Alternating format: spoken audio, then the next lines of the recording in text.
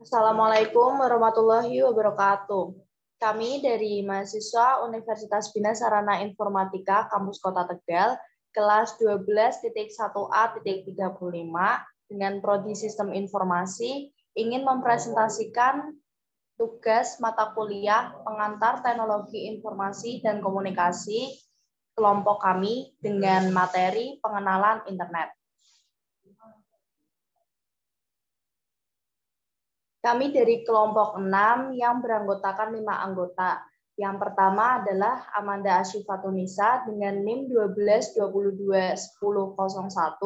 Yang kedua adalah Farel Rizkiansyah dengan NIM 12221137. Yang ketiga adalah Yansen Pratama dengan NIM 12220506. Yang keempat adalah Safa Anisya dengan NIM 12220258 dan saya Nadia Putri Wahyudi dengan NIM 12220719 di sini sebagai moderator.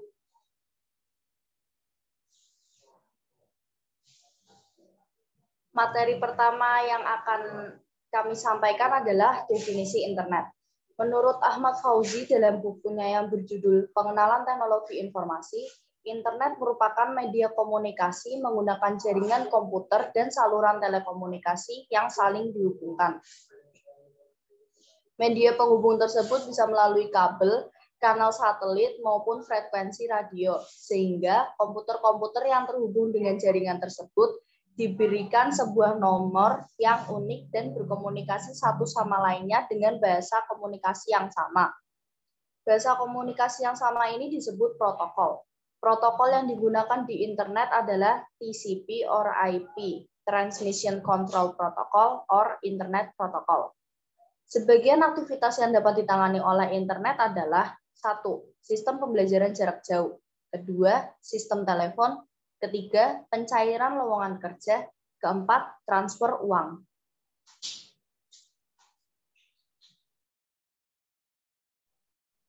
Yang kedua adalah sejarah singkat internet.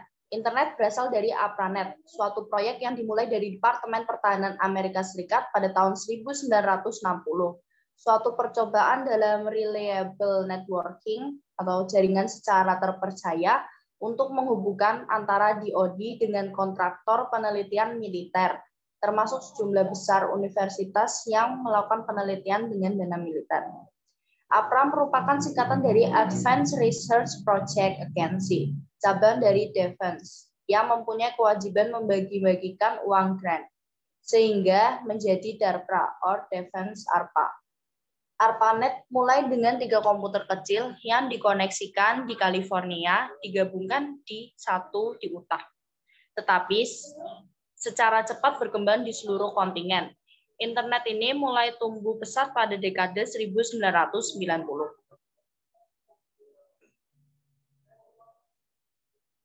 Yang ketiga adalah kebutuhan untuk kondisi internet.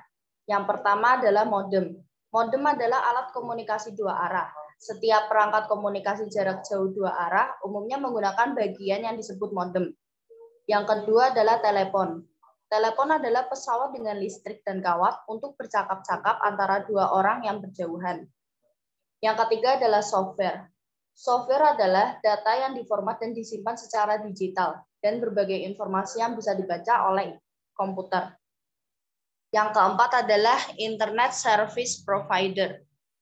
Internet Service Provider merupakan perusahaan yang menyediakan jasa sambungan internet dan jasa lainnya yang berhubungan. Materi selanjutnya akan dibacakan oleh Amanda Asyifatunisa. Pada Amanda, saya persilahkan.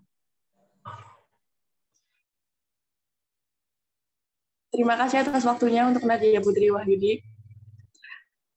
Cara mengakses internet.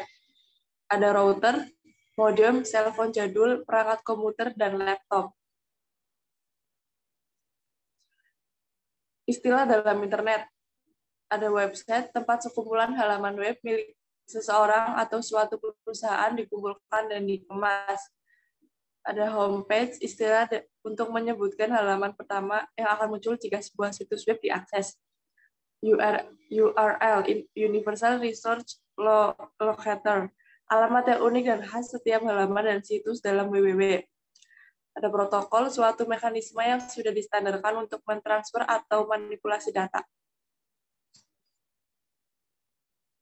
Ada HTTP, Hypertext Transfer Protocol, suatu protokol internet yang digunakan oleh www. Ada host, alat yang memiliki internet protokol atau IP, address di suatu network, TCP or IP atau internet. Hypertext Markup Language atau HTML, suatu bahasa yang menggunakan tanda-tanda tertentu untuk menyatakan kode-kode yang harus ditafsir oleh browser agar halaman dapat ditampilkan.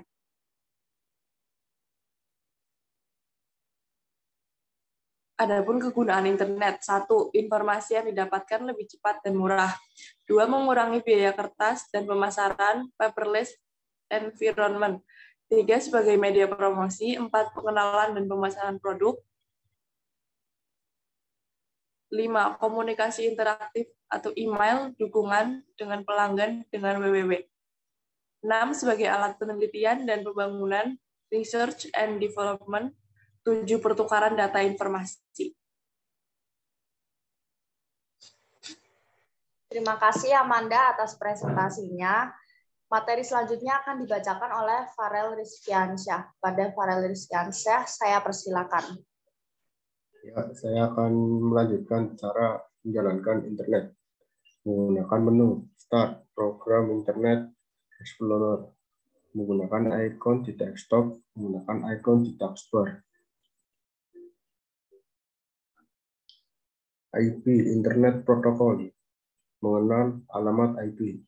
Alamat IP berupa susunan angka A, B, C, D dengan masing-masing A, B, C, D berupa sebuah bilangan 0 sampai dengan 255.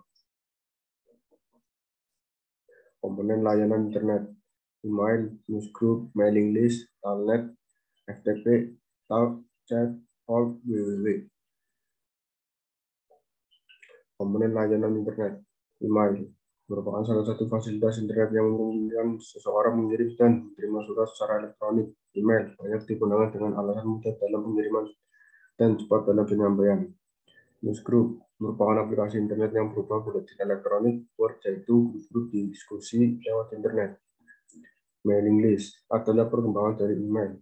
Seseorang yang sudah mempunyai email dapat berlangganan member, memberi berita-berita, newsletter, ataupun informasi-informasi lain dari suatu topik tertentu, atau sebagai wadah bergabung kelompok atau grup orang-orang dengan kesamaan minat atau hobi, pekerjaan, dan sebagainya. Komponen layanan internet, telnet, adalah suatu aplikasi yang memungkinkan pengguna, user internet dapat mengambil data, download di situs-situs website dalam bentuk gambar, foto, suara, artikel, tulisan. Talk, chat, phone adalah fasilitas yang memungkinkan pengguna, user internet secara langsung dapat melakukan komunikasi secara interaktif dua arah antara satu komputer satu dengan komputer lainnya. www adalah salah satu aplikasi internet yang sangat populer digunakan saat ini, sering disebut the web atau website. Awalnya dikembangkan pada tahun 1990 di CERN, Laboratorium Fisika Partikel di Swiss.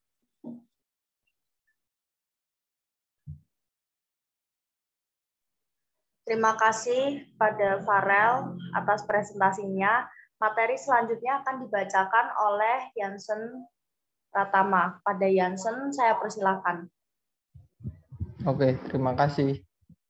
Saya akan membacakan materi tentang jenis domain dari website. 1. .com, company, situs yang sifatnya komersil milik perusahaan swasta atau lembaga usaha pencari laba. 2. .org, organizing, situs milik organisasi atau yayasan yang tidak mencari laba. 3. .ac, akademik, situs tentang pendidikan atau perguruan tinggi. 4. .net, network, situs berupa jaringan dari URL atau web lainnya. 5. .mil, military, situs milik militer. 6. .gov atau Go, governance, situs milik pemerintah.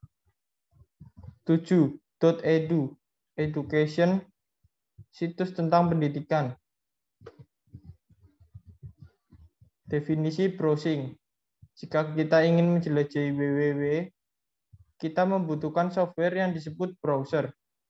Ada beberapa browser yang digunakan, yaitu Netscape Navigator atau Netscape Communicator, Internet Explorer, Opera, dan Mosaic. Browser yang digunakan untuk mencari informasi atau menelusuri website dari seluruh jaringan internet seluruh dunia. Website. Website adalah sebuah lokasi yang memiliki akses ke semua pengguna internet dan dapat saling bertukar dokumen dengan cara menghubungkan satu sama lain dalam suatu jaringan yang saling terhubung melalui jaringan komunikasi seperti kabel telepon. Web hosting. Web hosting adalah tempat seorang bisa menyimpan data atau dokumen di sebuah web server, dan data atau dokumen ini tersambung dengan internet dengan harapan dapat diakses oleh orang lain. Search engine. Search engine atau mesin pencari elektronik adalah aplikasi yang terdapat situs-situs milik perusahaan besar yang memungkinkan kita dapat memperoleh informasi yang lebih luas dan banyak. Saat ini sudah ratusan ribu situs-situs atau website di dunia internet dengan berbagai macam ragam yang tidak mungkin ditemukan secara manual. Situs-situs yang menyediakan fasilitas search engine adalah 1. www.yahoo.com, 2. www.google.com, 3. www.altavista.com, 4. www.plaza.com, dan lainnya.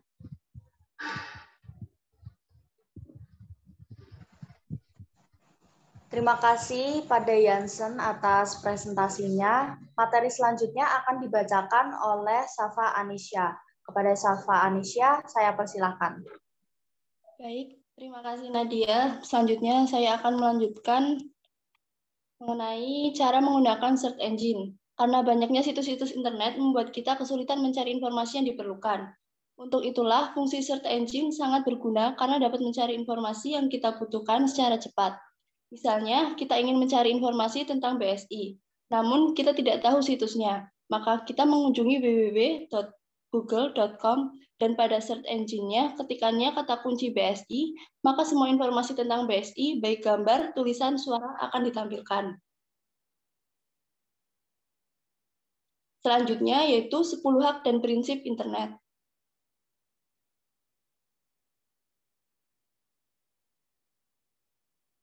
Hak dan prinsip internet yang pertama, keuniversalan dan kesetaraan semua manusia terlahir bebas dan setara dalam harga diri dan hak yang harus dihargai, dilindungi, dipenuhi dalam lingkungan daring. Yang kedua, hak dan keadilan sosial internet merupakan ruang bagi penggalakan, perlindungan, dan pemenuhan hak asasi manusia dan kemajuan keadilan sosial. Semua orang memiliki tugas untuk menghargai hak asasi manusia lain di lingkungan daring. Yang ketiga, aksesibilitas, semua orang memiliki hak yang sama untuk mengakses dan menggunakan internet yang aman dan terbuka. Yang keempat, ekspresi dan bersosialisasi, semua orang berhak mencari, menerima, dan menyampaikan informasi secara bebas di internet tanpa penyensoran atau campur tangan lainnya. Semua orang juga berhak untuk berkumpul bebas melalui di internet demi tujuan sosial, politik, budaya, dan lainnya.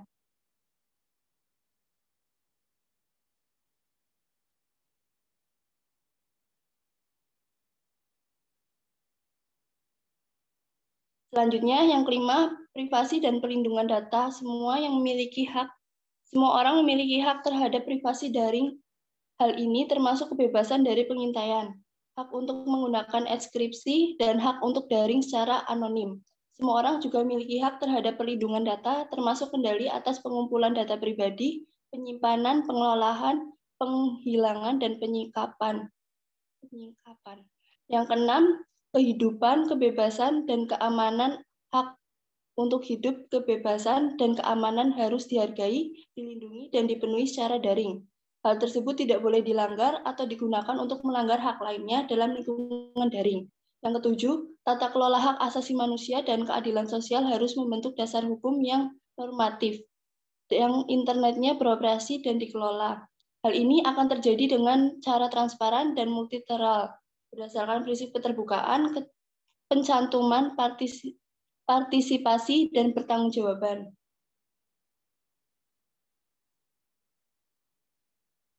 Selanjutnya, yang ke-8, keberagaman budaya dan linguistik di internet harus digalakan, dan inovasi teknis serta kebijakan harus didorong untuk memudahkan kemajuan ekspresi. Yang ke-9, kesetaraan jaringan. Semua orang akan memiliki akses universal dan terbuka ke konten internet, bebas dari pembuatan prioritas diskriminatif, penyaringan atau kendali lalu lintas dengan alasan komersial, politik, atau lainnya. Yang terakhir, yang nomor 10, standar dan arsitektur internet, sistem komunikasi dan dokumen, serta format data akan berdasarkan standar terbuka yang memastikan interoperabilitas lengkap, pencantuman, dan kesempatan yang sama untuk semuanya. Sekian presentasi dari saya. Selanjutnya saya kembalikan kepada moderator. Baik, terima kasih atas presentasinya, Safa. Sekian presentasi dari kelompok 6.